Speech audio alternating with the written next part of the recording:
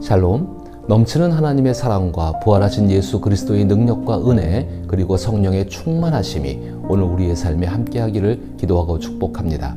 함께 읽고 묵상할 말씀은 마가복음 10장 23절로부터 27절 말씀입니다. 제가 읽어봅니다. 예수께서 둘러보시고 제자들에게 이르시되 재물이 있는 자는 하나님의 나라에 들어가기가 심히 어렵도다 하시니 제자들이 그 말씀에 놀라는지라. 예수께서 다시 대답하여 이르시되 얘들아, 하나님의 나라에 들어가기가 얼마나 어려운지 낙타가 바늘기로 나아가는 것이 부자가 하나님의 나라에 들어가는 것보다 쉬우니라 하시니 제자들이 매우 놀라 서로 말하되 그런즉 누가 구원을 얻을 수 있는가 하니 예수께서 그들을 보시며 이르시되 사람으로는 할 수 없으되 하나님으로는 그렇지 아니하니 하나님으로서는 다 하실 수 있느니라. 아멘. 저는 오늘 이 본문을 진정한 부자 청년 예수님이라는 제목을 가지고 생각해 보고자 합니다. 기독교와 달리 다른 종교들은 대개 명확한 중심지를 가지고 있습니다. 대부분의 경우 그 종교가 처음 발생한 장소가 지금까지도 중심지로 남아 있습니다. 예를 들어 이슬람교는 아라비아의 메카에서 시작되었으며 중동 지역이 이슬람의 중심지로 자리 잡고 있습니다. 불교 역시 발원지인 극동 지역이 여전히 중심지 역할을 하고 있습니다. 힌두교도 마찬가지로 인도에서 발생하여 현재까지도 인도 내에서 가장 큰 종교로 자리매김하고 있습니다. 그리고 그 종교의 중심지는 항상 그 종교의 권력과 재정의 중심지이기도 합니다.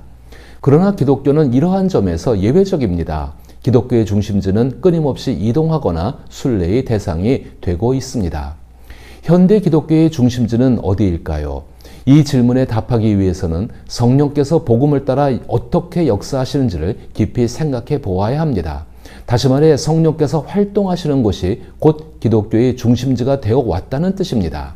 이러한 성령의 역사에 힘입어 교회는 자연스럽게 성장해 왔습니다. 성령의 역사를 떠올리면 다른 종교들의 중심지는 고정되어 있는 반면 기독교의 중심지는 끊임없이 변화하는 이유를 알 수 있습니다. 그것은 기독교의 중심에 낮아짐이 자리하고 있기 때문입니다. 복음의 핵심은 바로 이 낮아짐에 있습니다. 복음의 중심에는 십자가가 있으며 십자가의 의미는 자신을 낮추고 나누며 섬기는 삶을 뜻합니다. 만약 기독교가 권력과 부를 오랫동안 차지하게 된다면 죄와 은혜 그리고 십자가가 전하는 파격적인 메시지는 점차 희미해지거나 사라질 수밖에 없습니다.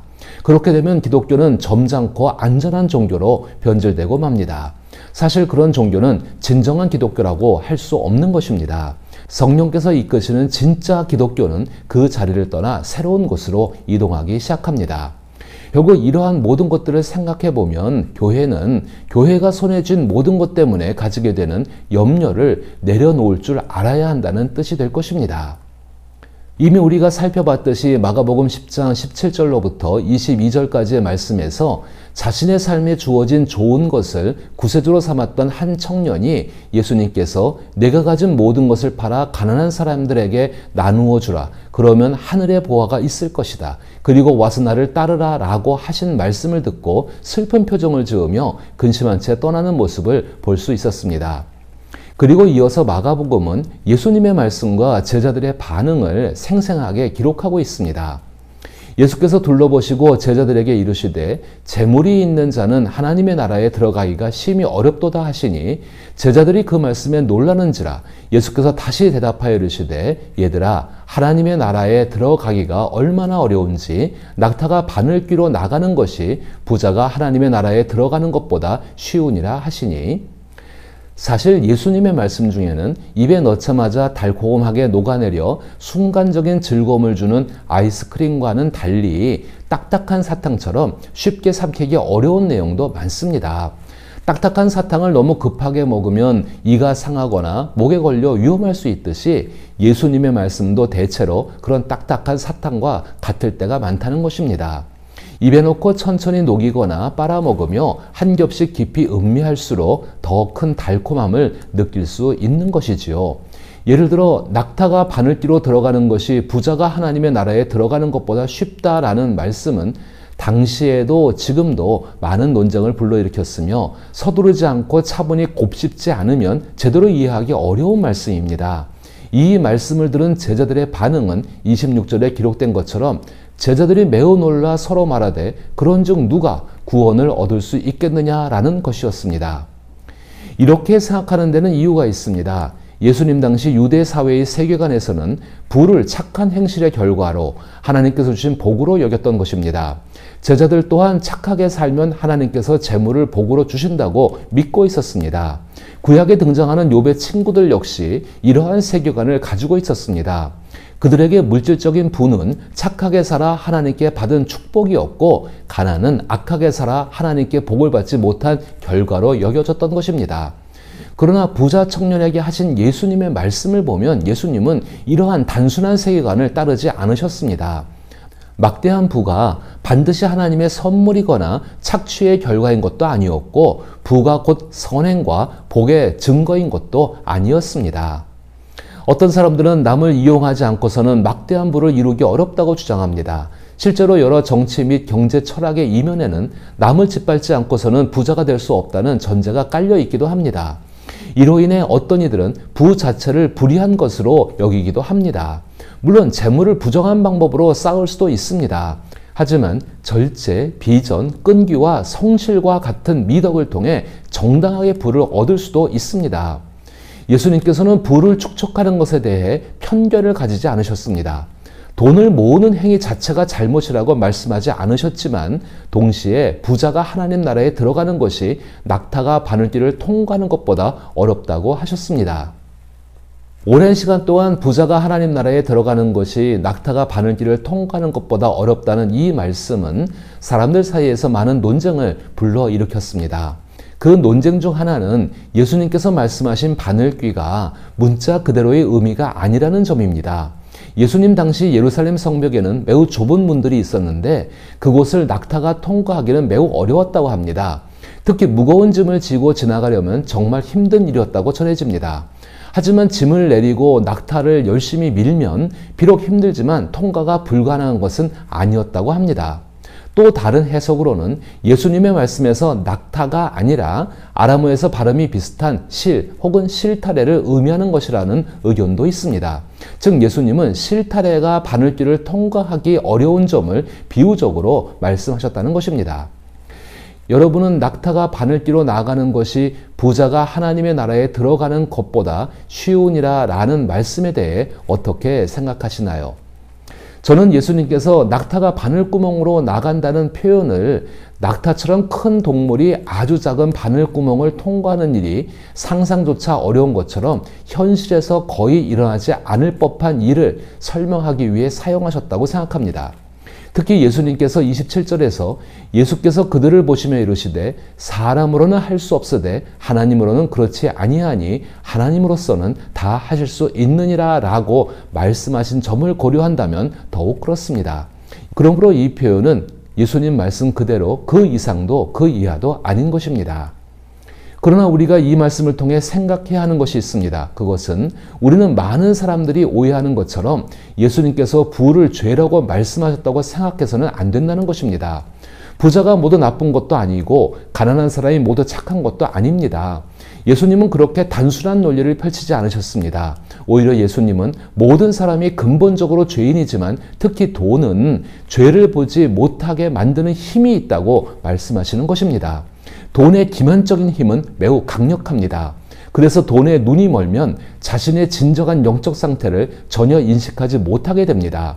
부의 한가운데에서도 자신의 영적 상태를 올바로 바라보려면 반드시 하나님의 기적적이고 은혜로운 선물인 예수님의 개입이 필요합니다. 예수님을 진정으로 닮아가는 부자라면 바늘길을 통과하는 낙타처럼 하나님 나라에 얼마든지 넉넉하게 들어갈 수 있습니다.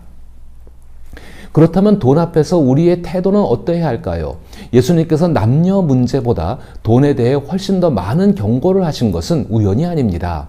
너무나 많은 사람들이 돈을 자신의 구세주로 여기고 있기 때문인 것입니다. 돈이 있어야 고급 식당에서 비싼 음식을 먹고 명품을 사며 멋지게 살 수 있다고 생각하곤 합니다. 사실 이런 삶은 많은 이들이 내심 바라는 모습일 수도 있을 것입니다. 하지만 돈은 언제나 도구일 뿐이며 많을 수도 있고 적을 수도 있습니다. 돈을 단순한 도구가 아닌 구세주로 여길 때 나타나는 몇 가지 위험 신호가 있습니다. 예를 들어 지금까지 유지해온 생활 수준을 계속 지킬 수 있을지 걱정하거나 능력이 부족한데도 자신보다 더 많이 버는 사람을 보면 속상해하는 태도를 가진다면 이미 돈의 함정에 한 발은 빠져 있는 것입니다. 이 경우 돈은 결국에는 더 이상 단순한 도구가 아니라 자신의 가치 척도이자 전부가 되어버릴 것입니다. 돈 자체는 본질적으로 악하지 않지만 돈을 어떻게 생각하는가에 따라 사람을 하나님과 멀어지게 하는 특별한 힘을 돈은 지니고 있다는 것입니다. 예수님께서 부자 청년을 바라보시며 어떤 마음을 품으셨는지 다시 한번 생각해 보시길 바랍니다. 마가복음 10장 21절에서는 예수께서 그를 보시고 사랑하사라고 기록되어 있습니다. 그렇다면 예수님께서 왜 부자 청년을 보시고 사랑의 마음을 가지셨을까요? 부자 청년이 돈이 많아서였을까요? 그렇지 않습니다. 복음서에서 특정 인물을 향한 예수님의 사랑을 이렇게 구체적으로 언급한 경우는 매우 드뭅니다. 저는 이 점에 대해서 고린도후서 8장 9절의 말씀을 의지하여 깊이 생각해 봅니다. 고린도후서 8장 9절은 다음과 같이 기록되어 있습니다. 우리 주 예수 그리스도의 은혜를 너희가 알거니와 부요하신 이로써 너희를 위하여 가난하게 되심은 그의 가난함으로 말미암아 너희를 부요하게 하려 하심이라. 아마 예수님은 당시 30대 초반이셨을 것입니다. 부자 청년도 비슷한 나이였을 것으로 보여집니다. 예수님은 부자 청년을 보시며 일종의 동질감을 느끼셨습니다. 예수님 역시 상상할 수 없을 만큼 큰 부를 지니고 계셨었기 때문입니다. 예수님은 영원전부터 삼위일체의 신비로운 영광과 부, 사랑, 기쁨 속에 살아오셨습니다. 그러나 그 막대한 부를 이미 내려놓으셨습니다. 그러기에 예수님께서 부자 청년에게 하신 말씀을 이렇게 이해해 볼 수가 있습니다. 나는 세상 그 누구보다 가난해졌다. 내 모든 것을 내어주었다. 혹시 그것이 헛된 희생이라고 생각하느냐? 아니다. 바로 너를 위해서이다. 이제는 내가 나를 따르기 위해 내 모든 것을 내놓아야 할 때이다. 내가 너를 얻기 위해 나의 큰 것을 모두 내주었으니 너도 나를 따르기 위해 너의 작은 것을 내놓아라.